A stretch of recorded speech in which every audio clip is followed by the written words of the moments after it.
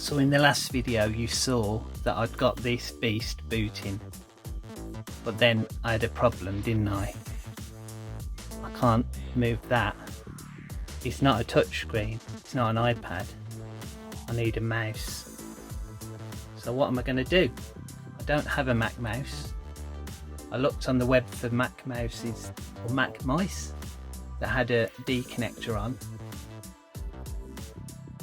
I'm not paying that for it. There's got to be another way. I'm sure somewhere in this box I've got a mouse adapter.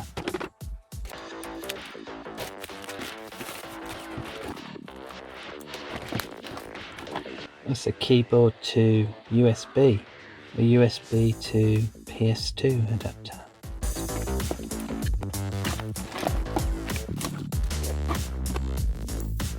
That's it. USB to Amiga mouse adapter.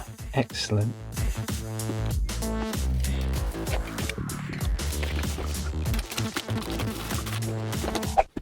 Okay, so I think I'll put that aside for now.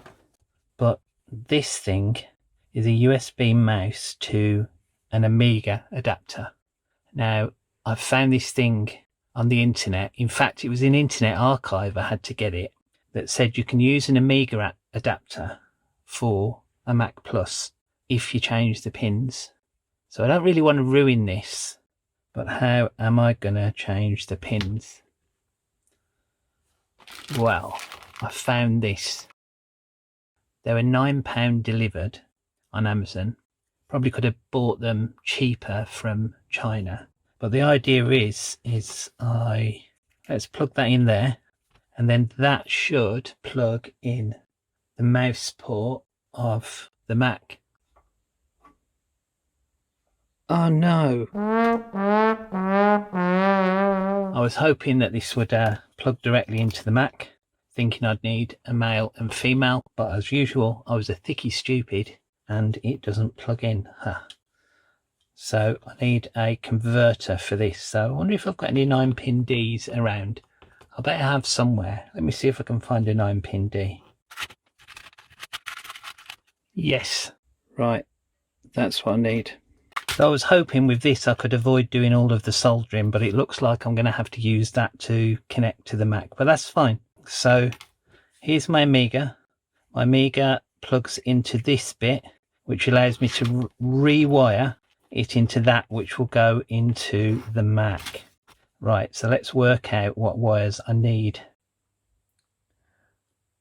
Okay, so there are the pinouts. There's one for an ST and there's one for the Amiga. I'll go for the Amiga first. Well, the Mac Plus side, I think. The Mac Plus is going to be the same each time, so I'll write them down.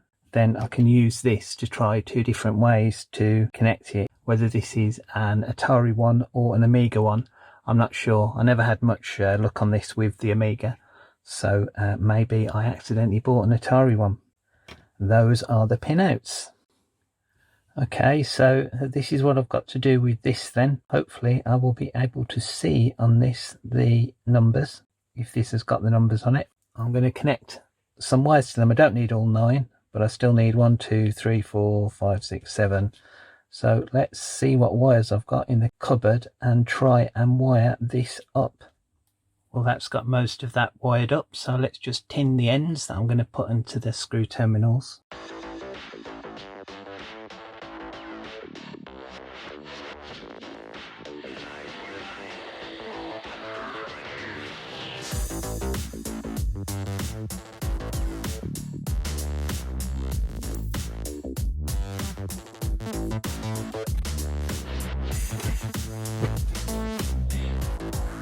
I just worked out while I was looking for that, I actually found an Amiga mouse as well, didn't I?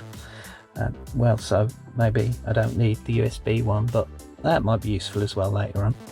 So all that's left to do is to connect each of these cables to this bit in the Amiga column. So let's do that now.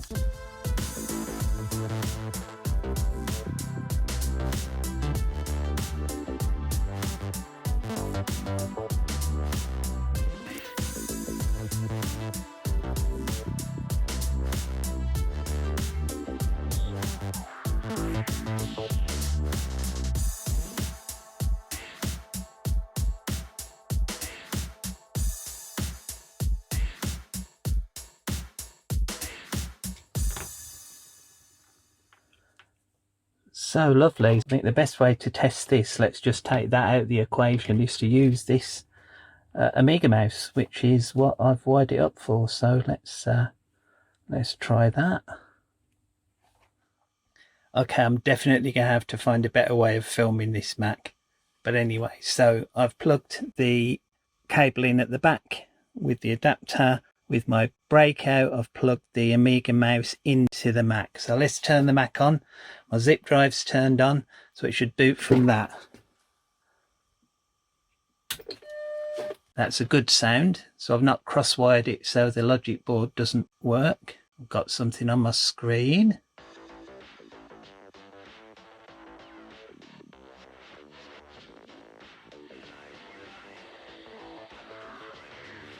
Oh. Okay, that's booting, lovely. No mouse pointer. Alright, welcome to Macintosh, that's what I expect. Come on, there's my mouse pointer. I can't remember whether the Mac allowed you to move your mouse before it had all loaded, but that's the zip drive stopped spinning. Let's... oh, yeah, it works, good grief. Oh, hang on. Alright, it doesn't want to go left or right very well. I don't know, that might be an issue with the mouse.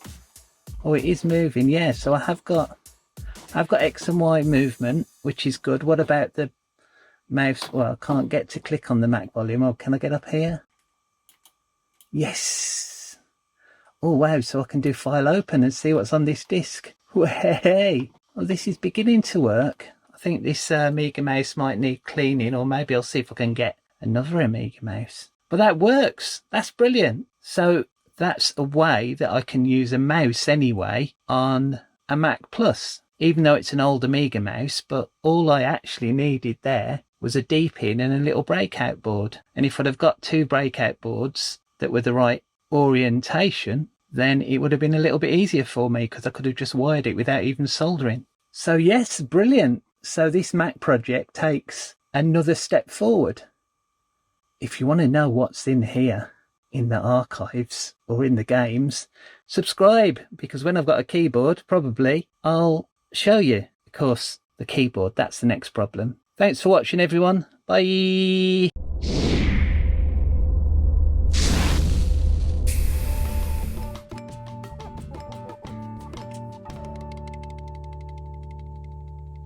Oh,